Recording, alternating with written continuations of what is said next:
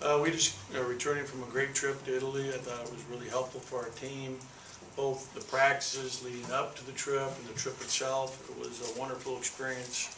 Basketball-wise, it was an incredible experience culturally to be able to take in the history and the traditions of Italy and be able to take in Rome, the Vatican, the Colosseum.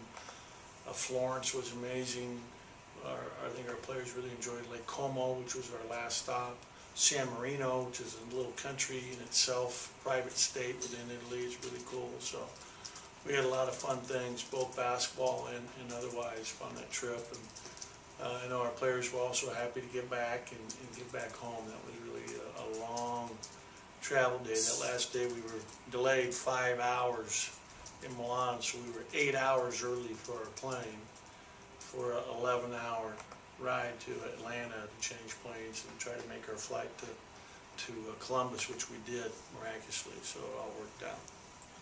Getting to play those early games has always been beneficial, but specifically for this team with so many newcomers and freshmen, how big was that for those guys to get that experience and playing some close games? Yeah, it was really good for them. I mean, it puts us in a much better position going into the season than we would have been if we had not taken this trip. Just the practice time, getting those hours and those 10 days of practice, along with now having played 4 games and played together.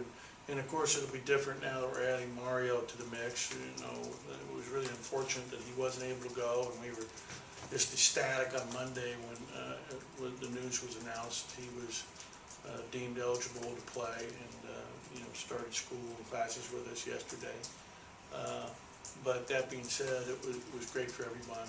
And we had some injuries. And IJ was, had great practices. And when he got over there, the first half of the first game, he started throwing up on the court at the end of the first half. And we didn't know what was going on. It was really hot and humid in this gym. So we thought maybe it was just a heat thing. And it ended up that, fortunately for us, we had our team doctor with us, Dr. Mabry, and he determined right at that game, I think he's got mono, and sure enough, we got back, did the blood test, he has mono. And he's now on the tail end of it, so in a couple more weeks he should be okay. What was the biggest thing you took away from what you got to see from your team? Just that, our guard play, our young guards are good, and they're going to be good players. When you look at the 3 perimeter players that got the most minutes, in Lamar, Tyson, and Eli, they all had really bright moments, and they're all going to, I think, continue to improve and get better. But they all did a real good job. And Q played very well the first 2 games, and then he kind of got sick in game 3 and couldn't play the second half. And we had that. There's a lot of adversity when you're traveling that much, and bus trip. Bob and Greg were on the trip with us. I can tell you, it was a tiring trip going from Rome over to Florence, and then one day we went up to Siena, and then to San Marino, and then played a game the next day. To be on the road that long and playing games, and the best team we played was our last game, and that was our best game of the trip. So we were very pleased to be able to beat a very good Kosovo national team, over time. And we won some close games. So 3 of the 4 games were close games all the way through. The only game that wasn't close was the 3rd game against the Italian All-Star team, which was not a very strong opponent compared to the other 3. Any update on that duel yet? Just that we're very hopeful that we're going to have something here in the next 48 hours.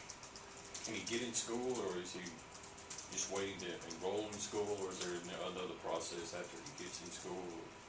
He's just waiting to be at the NCAA to clear him so he can attend school. Who would you compare the teams to that you played? Would it be an SEC talented team? No, I don't think it was SEC talent. The first 2 teams were Lithuanian teams, right, and they were Division I teams, like mid-major teams. In fact, the first team we played, their best player was the starting 4-man for South Carolina this past year, who was Lithuanian, who really played well against us. He played great against us, shot the hell out of it. He was unbelievable. What's his name? Yeah, really played great. And I said, "God, you shot it so well. You should have shot it more." I said, "Yeah, Frank wouldn't let me." So I laughed about that. Typical. But then the next game they played against Missouri, and he was 1 for 14. So But he was really on against us and played great. And I liked him when we played him both times because he was so tough. You know, those Lithuanians are tough. But I would say those teams were, you know, mid-major Division I teams in the USA, both of them. I thought Kosovo was probably a little higher than that, the last team we played. They had a pro that is out of Xavier that's plays for Barcelona that's making over $1 million a year and was the 2014 Euro Player of the Year. A kid named Dahlman was his last name. Real good player. But were they SEC caliber? No. How do you think Lamar handled things with IJ, you know, sick during the trip? How do you think he handled things at the point? Good. I think he had a shaky first game, and then after that he settled down and played a lot better. And I thought that he did a really good job of creating for others. He led us in assists and had a better assist to turnover ratio than he had been doing in practice. I was excited about that. He was aggressive defensively, really caused some problems with the other team's point guard. He led us in fouls. He had 16 fouls in the 4 games, so he was really aggressive, you know, attacking the ball. And, you know, had some big shots in our second game. At one point, he made 3 threes in a row, which really kind of stretched the game for us to give us a lead because it was going back and forth all the way through. He's a good competitor, you know, he showed good toughness. Your thoughts about, obviously, a lot of youth in the front court, but your thoughts about Schneider and Holman and that group and Joseph and how and DJ and how they did over there? You know, I thought that it was a great learning experience for them. Number one, they really needed it. You know, it was a lot more physical of a game than they've ever played before at the high school or AAU level.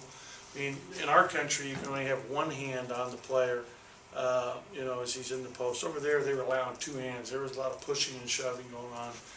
And Schneider had by far his best game, the last game of the 4 games. That was a game against Kosovo where he had 15 points, 8 rebounds, made some big shots. He really shot the ball poorly from the foul line, which is something we talked about today, and I had my meeting with him. He had a really good experience, though, because I think it gives him a real understanding of how much more he's got to improve to really have an impact on these games. And you look at him, I'm excited about him, what he's done with his body. He showed up here at 283 pounds. By the end of the week, he was 290 pounds upon his first week here. Right today, this morning, he weighed in at 253. So he could quit basketball right now and start a white diet loss camp or whatever and probably make $1 million. Anybody can lose 30 pounds in 2 months is doing something right. And he's very, very disciplined. I mean, he's been phenomenal with our strength conditioning performance coach in terms of really eating right and taking care of himself. He wants it bad, so I'm excited about that, and he's a great kid. You know, EJ played better than I expected, you know, based on his practices. I thought EJ gave us really good minutes, especially rebounding the basketball. Eric Holman was our leading rebounder. Schneider was second to him. I thought that EJ gave us good minutes, and then Joe gave us some good minutes off the bench. He probably played the least minutes of those guys because sometimes we were playing really small because of Euroball. I mean, Euroball is about 5 guys all stepping out and shooting threes, and so they're hard to defend, hard to match up. Watching Eli play his senior year, some film on him, and then watching him shoot over there, talk about the corrections he's made with his shot. Yeah, he's really done a good job, and that's been, you know, when we first got him the first couple of weeks, and we got the 2 hours a week to really work on his form, and this is what we need to do. And he was coming in and spending hour on his own time, really working on it, all self-driven. And his three-point shot is much improved from where it was from day one. I'm really proud of him. And that's a credit to him and his work ethic and his being a gym rat. He's definitely improved in that area for sure.